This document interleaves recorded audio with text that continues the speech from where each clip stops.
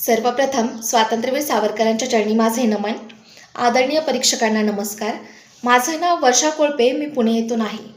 मी व्यवसायाने शिक्षक आहे, तर आवडीने लेखक आणि कवी आहे.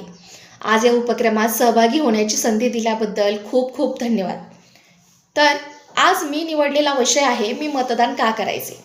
सुरुवात करण्यापूर्वी मला तुम्हाला एक साधा प्रश्न विचारायचा आहे. समजा तुम्ही एका हॉटेलमध्ये गेलात. तिथे गेल्यावर वेटरने तुम्हाला न विचारताच तुमच्या ताटात कारल्याची कडू भाजी आणि शिळी भाकरी आणून वाढली. तुम्ही काय कराल बरं? नक्कीच तुम्ही त्याच्यावर खेकसताल, वाद घालताल आणि विचाराल, अरे मला न विचारता हे कसं काय वाढलं? मग मित्रांनो, जर आपण आपल्या ताटातल्या भाजीसाठी एवढे जागरूक असू शकतो, तर मग पुढची 5 वर्षे आपल्या आयुष्याचं ताट कसं असेल हे ठरवताना आपण गप्प का बसतो? लक्षात ठेवा, जर तुम्ही मतदानाला गेला नाही तर तुमच्या ताटात कोणती भाजी वाढायची याचा अधिकार तुम्ही दुसऱ्याच्या हातात सोपवता. स्वातंत्र्यवीर सावरकर म्हणायचे, हे मातृभूमी तुझ्या चरणी माझे मरण तेच माझे खरे जगणे आहे. ज्या काळी या देशात गुलामीचा अंधार होता, त्या काळी स्वातंत्र्यवीर सावरकरांनी अंदमानच्या काळकोठडीत कोळशाने भिंतीवर कविता लिहिल्या. का? तर या देशातील प्रत्येक नागरिकाला आपला राजा निवडण्याचा अधिकार मिळावा म्हणून. आज अंदमानची ती कोठडी नाही, हातापायात बेड्या नाहीत, पण दुर्दैव असं आहे की सावरकरांनी ज्या स्वातंत्र्यासाठी आपले आयुष्य वेचले, त्या स्वातंत्र्याचा सर्वात मोठा उत्सव म्हणजेच निवडणूक आपण सुट्टी म्हणून साजरी करतोय.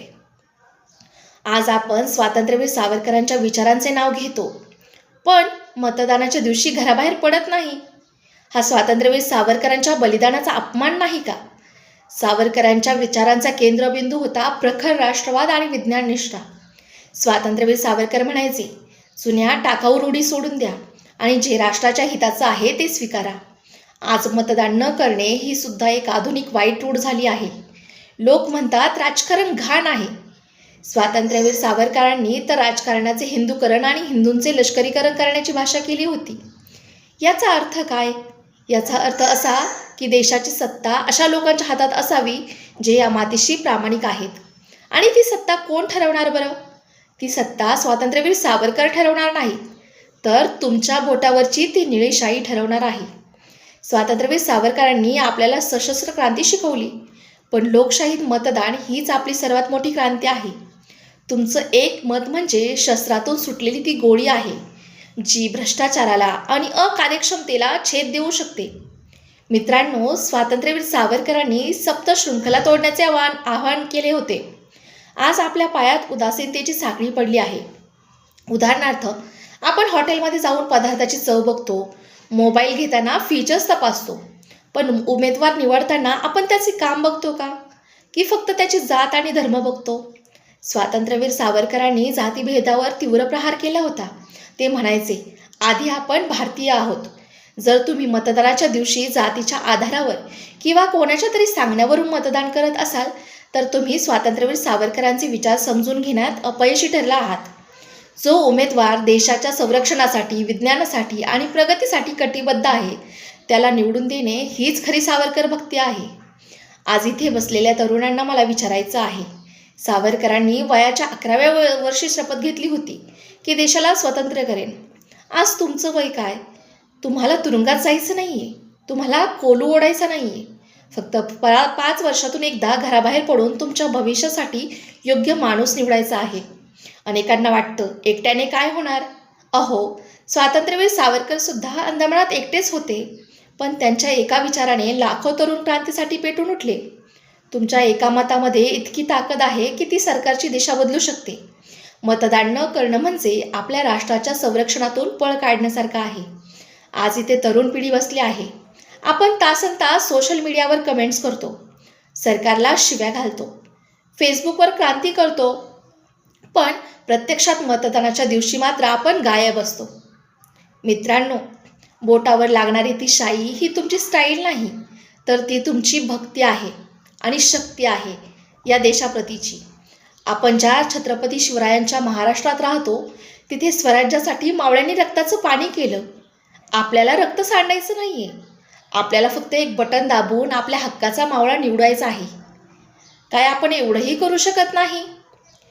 मी शेवटी एवढंच सांगेन, चला उठा, जागे व्हा आपली लोकशाही ही काही देण्याघेण्याची गोष्ट नाही, ती टिकवण्याची जबाबदारी आपली आहे.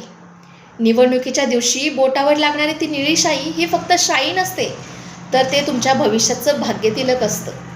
त्यामुळं येणाऱ्या निवडणुकीत जात, धर्म, पैसा आणि आमिष या सगळ्यांच्या पलीकडे जाऊन फक्त आणि फक्त विकास आणि माणुसकी पाहून मतदान करा.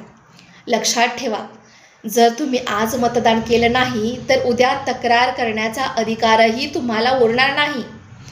शेवटी सावरकरांच्या शैलीत एक साथ घालते. नेमजसी ने परत मातृभूमीला, सत्तेच्या सिंहासनी योग्य माणसाला.